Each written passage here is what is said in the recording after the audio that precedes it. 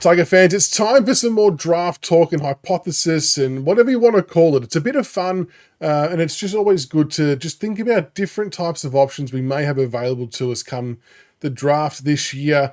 And I was thinking about it a little bit today, and this is probably more so on the back of recently Cal Toomey came out, and his view is that West Coast, who will probably end up with that compo pick 2, which we've spoken about a couple of times. Toomey's view is that the Eagles will take Will Dersma and Cooper Duff-Tytler as picks number 1 and 2. So obviously things can change between now and then. That's just Cal's opinion, but it's worth noting that, as we would all well and truly know, that Cal Toomey usually gets the top 10 pretty bang on when it gets to the pointy end. I know there's still a little bit to play out, and it's maybe not his final standings just yet, but he tends to get pretty good inklings and information on who will be going where. So on the basis of West Coast taking Dersma and Duff-Tytler at 1 and 2, that would then put us in at picks 3 and 4. Now, there's been a lot of different names thrown up for us at 3 and 4. We've thrown up Lindsay, Roby is bolting up the draft order at a rapid pace, and if he has a good grand final this week, I tell you what, he could be a chance to go top 5. Might be an extreme call, but I'd be watching this space. Sharp's been mentioned as well, and Cumming, and they're probably the two I want to talk about today. Sharp and Cumming. Do we go down the path of potentially pairing the South Australian midfielders, or midfield/forward in Cumming's case? Do we pair the South Australians in at the draft? And then Louis Callaway comes into play as well as a father-son down the track. And funnily enough, you'll see a little bit of it in the footage that will play throughout this video. But during the champs, there was quite a few times that Callaway, Cumming, and Sharp all kind of combined and linked up, and they just work really well together.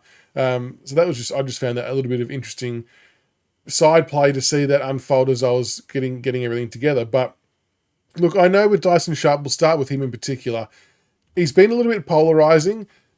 I mean, last year he was touted as the number 1 pick for quite some time, and then things obviously change a little bit as the years go on.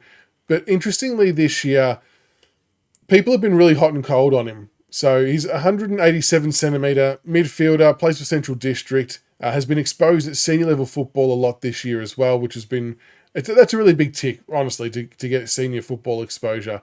But depending on what, I suppose, draft board you're looking at, some people have got him top 3, some people have got him going from 5 to 7, some people have got him outside the top 10 because they worry about his lack of pace and sometimes his foot skills. But I mean, you look at these videos and the foot skills seem fine. Like all of these kids are pretty well the same in that aspect. Like, they're all going to make mistakes. They're all going to hit some targets.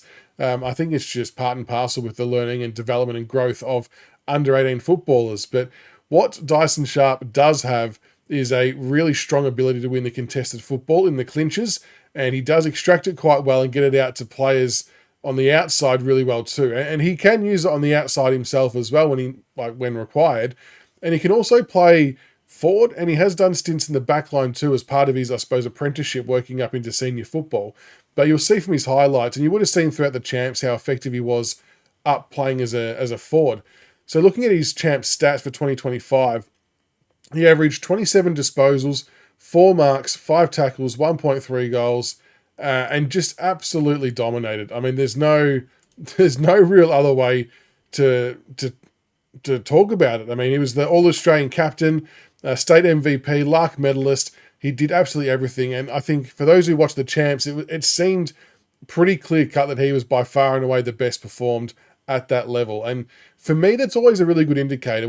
How they go at champs, I think holds a lot of weight, because they're playing against the best of the best in terms of their peers. It's one thing to see players go back to like Coates League, for example, or local SANFL or Waffle, and put up really good performances week in, week out against the normal sides. Still good, still noticeable, but to do it against the best of the best is where it counts. And again, like I said, the fact he was playing senior football too was a really, really good thing. Now, I've even been on record as saying in the past, and I'm sure there's been other Richmond supporters feeling the same way, the question for us as a club is, do we have other Dyson Sharp types already in the folds, and would it complement our game style? So we often talk about being a very one-pace midfield with Prestia, Taranto, Hopper, We know that that's got to change in some way, shape, or form. And whilst Sharp doesn't have explosive pace, I guess you can sort of train and build on that. So I'm not too phased by that side of it. I think, though, his skills and his ability to find the ball is quite exceptional. And I think it's something we need to take seriously. Because there will come a time where obviously Presti is not playing, and there'll come a time where Taranto and Hopper and co are no longer there. So if we sort of cast them to the side in terms of the future Richmond, and you consider a midfield of Sharp, Lawler, Smiley, Houghton, maybe Seth Campbell's or Rioli Juniors might roll through there as well, and whoever else we draft along the way. I think we need to talk about that blend. I think it could work. Obviously, and the beauty of it is someone like Lawler and Sharp, for example, they could alternate between half forward and midfield and do it with really, really good effect. So I think maybe sometimes the deterrent for me was the short term, how he fits in short term. But I think I need to change my thinking, and maybe other people do as well. I don't know. If we look at the Richmond in 4 or 5 years' time, does Sharp work for us? And the answer is probably yes. So I think I'm prepared to take him at 3 or 4 if he's there, and if that's going to pan out how Cal Toomey thinks it's going to pan out. The other player, we'll move on to Sam Cumming, who's the other South Australian, who we didn't get to see the back half of his season because of a shoulder injury, unfortunately, but he was another one that also was playing senior football by the, at some point in the 2025 season, which again, another big tick. He had a really, really good display in his second outing, kicking 3 goals. Playing as a midfielder as well for large chunks in there too. I know he's listed as a midfielder / forward, and in the champs for SA, he did spend quite a bit of split time up forward and in midfield. So stat-wise, his numbers probably don't reflect a true midfielder number. So he averaged 17 disposals, 3 marks, 3 tackles, 1 goal. But when you're watching his highlights, you can just kind of see it's more about the quality of the disposal when he's in the midfield. Again, finds the ball really well on the inside, but unlike Sharp, he has some good speed on the outside too, Sam Cumming. So he actually can break away from stoppage and then use the ball inside 50. So he's definitely picked up quite a few admirers over the last few months, and his name's gone a bit higher up on boards. I think just him not playing the back half or the last part of the year may count against him in some way, shape or form. But he took out All-Australian honours, made his SANFL League debut with North Adelaide, playing 4 games before he had the shoulder injury. And yeah, the best performance was 21 disposals, 5 clearances and 3 goals, which was is pretty impressive against men, honestly. That's pretty good. And he had a pretty good pre-season stint with Port Adelaide as well. So good work rate, explosiveness. I think that ticks quite a few boxes from a Richmond perspective. And he's actually a good size too, as is Sharp. So those two, I feel, are players that you could see playing a role in the side next year in some capacity. At whose expense, I don't know. That's a future problem to have to worry about.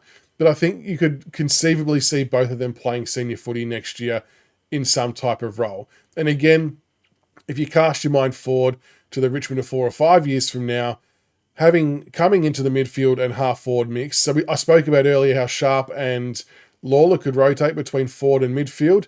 Well, on the other side, you could have Smiley rotate between midfield and forward with Cumming. So between the 4 of them, and then you throw in a Taj Houghton for good measure as well, I think there's enough sort of skill and talent there to cause some really good midfield and forward rotations. And it's going to give us some class, some good targets and clever ball users on the half forward line, which we kind of have lacked a little bit. And then it's going to give us the grunt, the skill, and everything else that you need in the midfield. And that's not even mentioning the other players we already have that might come along and play alongside of those guys and play a really nice role. So look, I think it could be worth considering taking the South Australian duo. And I know there'll be talk about the go home factor. I think we've got a relatively good history with South Australian players. It's not that far. And again, I always say this, but at some point, you've got to back your club in to keep these talented kids on board. So we've got a good culture environment. We've got a whole raft of young kids. I think it's worth trying. Let me know what you think in the comments below. Would you go Sharp and Cumming at 3 and 4 in this draft if we had the chance? I'm keen to hear what you all think. Let us know what you think in the comments below. Make sure you like and subscribe for more. And until the next one, go Tigers.